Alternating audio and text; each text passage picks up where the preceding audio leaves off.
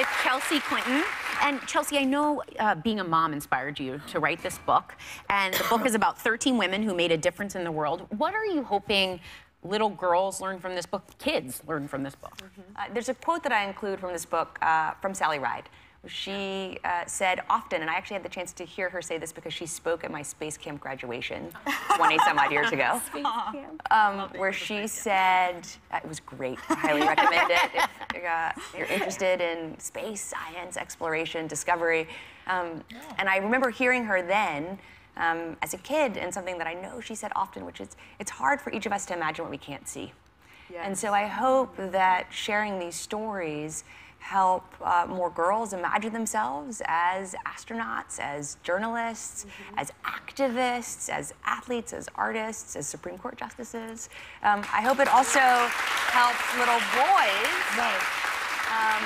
see kind of their sisters, their classmates equally. That's right. In that way. Yeah.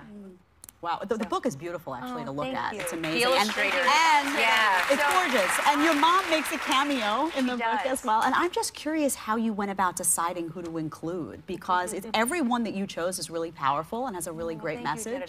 I thought about the women who had inspired me over time.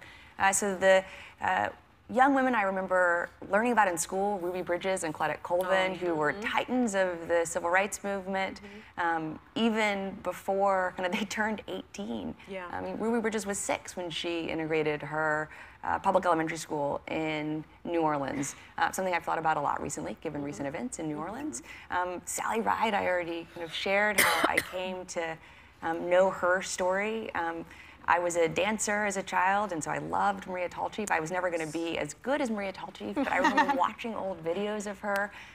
When I was pregnant for the first time with Charlotte, I learned about Virginia Apgar, who developed the Apgar test, which those of us who are parents, you know, that was developed decades ago, and it's still the gold standard test to assess newborns' health around the world.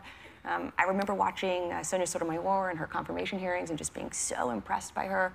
And I've looked up to Oprah for as long as I can remember. And so just kind of the women who've inspired me over time. And then I included Margaret Chase Smith, who was a big inspiration for my mom, who was the first woman to serve in both the House and the Senate.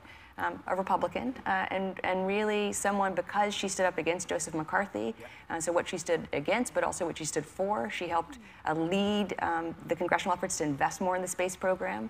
I knew that she'd had such an impact on my mom, and so I remember hearing my mom talk to me about her as a child. So kind of, those are just some of the reasons why I included the women that I feature. Well, your book teaches history, but in our constant quest to get a laugh around here. Joy, I don't think you have to try so hard.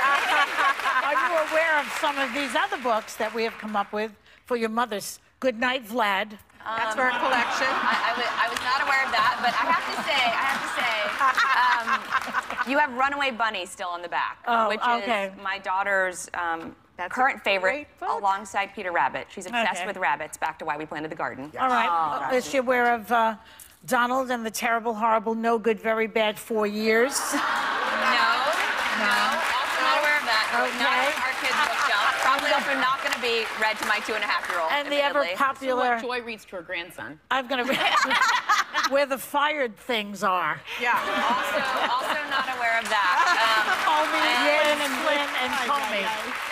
I have to say, Joy. Should add Spicer soon, I have a feeling. Well, I think we're going to stick with the original, Where the Wild Things Are, and the original Margaret Wise Brown books of Goodnight Moon and Runaway Bunny. Should stick with this more than that. Our thanks to Chelsea Clinton. Her new book is called She Persisted, and members of our audience are going home with a copy. We'll be right back.